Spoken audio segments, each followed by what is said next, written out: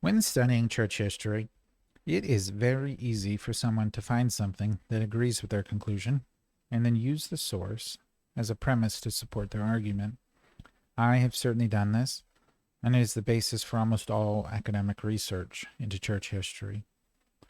The problem, though, is early LDS church history is nothing like today, where we have audio and video recordings. In the early church, we had someone's recollections or their shorthand transcriptions of a talk or event, which would sometimes differ in critical ways from others who did the same for the speaker.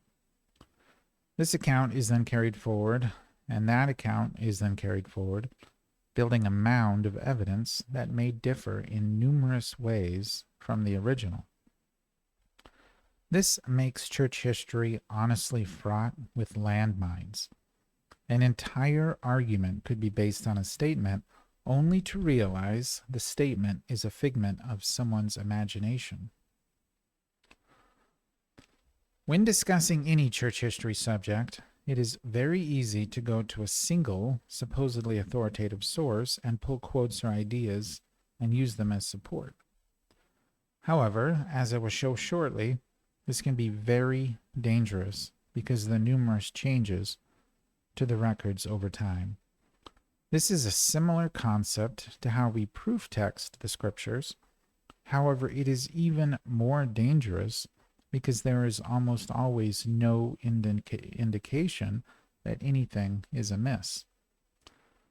To illustrate this concept, I want to show a single example from church history which clearly shows the problem. Willard Richards, who was Joseph's private secretary, wrote the following journal entry for October 5th, 1843. He wrote, quote, Thursday, October 5. Morning, rode out with Esquire Butterfield to farm. P.M. Rode on prairie to shew some brethren some land. Evening at home, walked up and down street with scribe, and gave instruction to try those who were preaching, teaching, or preaching the doctrine of plurality of wives. On this law, Joseph forbids it, and the practice thereof. No man shall have but one wife. End quote. This account was very simple and direct. Joseph taught a doctrine, and there was no ambivalence about the meaning of things. However, as we will see, things quickly take a turn away from simplicity. After Joseph's death, two clerks, Jonathan Grimshaw and Thomas Bullock, under the direction of Brigham Young, helped compile a set of records into a single source. This was helpful in a number of ways, since a single record is much easier to reference than multiple other records. However, during a process like this, changes can be introduced, which can totally change the original meaning of the records. When this happens, it can be very difficult to even know that it happened. The same journal entry for October 5th, 1843, reads as follows in their account. Quote, Thursday 5th. This morning I rode out with Esquire Butterfield to the farm. In the afternoon, rode to the prairie to shew some brethren some land. Evening at home, and walked up and down the streets with my scribe. Gave instructions to try those persons who were preaching, teaching, or practicing the plurality or the doctrine of plurality of wives. For according to the law, I hold the keys of this power in the last days. For there is never but one on earth at a time on whom the power and its keys are conferred. And I have constantly said, no man shall have but one wife at a time unless the Lord directs otherwise. End quote. This is obviously a huge change from the original. Joseph could have originally said these things, however, it would invalidate the original record, so it is hard to understand why it wasn't included. However, to be clear, the entire last sentence was added, which advances the concept that 1. Joseph was a single source of priesthood authority, and 2. That polygamy can be commanded by God. That single source of information was then standardized by Robert L. Campbell and others into what we would call the history of the church today. This record made things much easier to read and followed a very consistent visual style, which was helpful. In addition, it incorporated additional points of reference to increase its comprehensiveness. That same journal account was recorded very similarly in the new record as follows. Quote, Thursday 5. This morning I rode out with Esquire Butterfield to the farm. In the afternoon, rode to the prairie to shew some brethren some land. Evening at home, and walked up and down the streets with my scribe. Gave instructions to try those persons who were preaching, teaching, or practicing the doctrine of plurality of wives. For according to the law, I hold the keys of this power in the last days. For there is never but one on earth at a time on whom the power and its keys are conferred. And I have constantly said, no man shall have but one wife at a time, unless the Lord directs otherwise. End quote.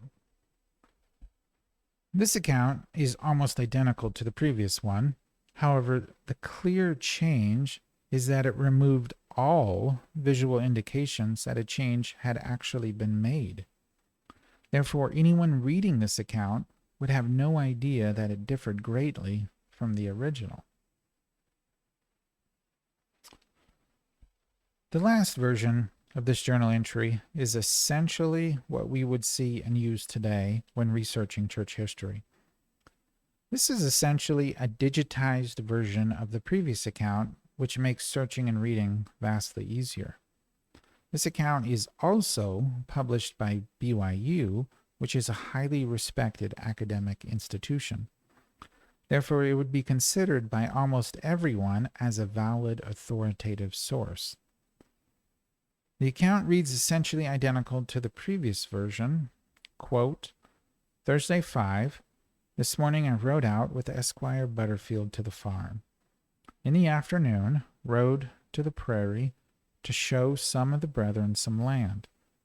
Evening at home, and walked up and down the streets with my scribe.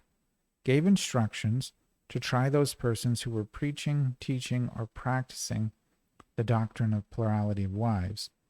For, according to the law, I hold the keys of this power in the last days. For there is never but one on earth at a time on whom the power and its keys are conferred. And I have constantly said, no man shall have but one wife at a time, unless the Lord directs otherwise. End quote. Again, anyone who referenced this version would assume it was valid and authoritative. They would have no idea that it differs greatly from the original. However, using this version of the account would be like building any kind of logical argument on sand, since with a little effort, it can be shown to not be accurate at all. Of course, the ideas themselves may be true. It is not my purpose to address that. However, the statement itself is a complete fabrication when compared with the original. I honestly don't know how many more similar cases there are in church history. However, I know there are numerous of these landmines scattered about. These are also especially nefarious because very smart and well-meaning people can easily be led astray. This is simply because the foundational records that we use as truth are in some cases provably not true. How much of our foundation is based on things that have been repeated over and over with small changes every time? How much of our foundation is based on well-meaning lies? When you build on a foundation of lies, intentional or unintentional, then according to 2 Nephi 28, verse 18, quote, great must be the fall thereof, end quote.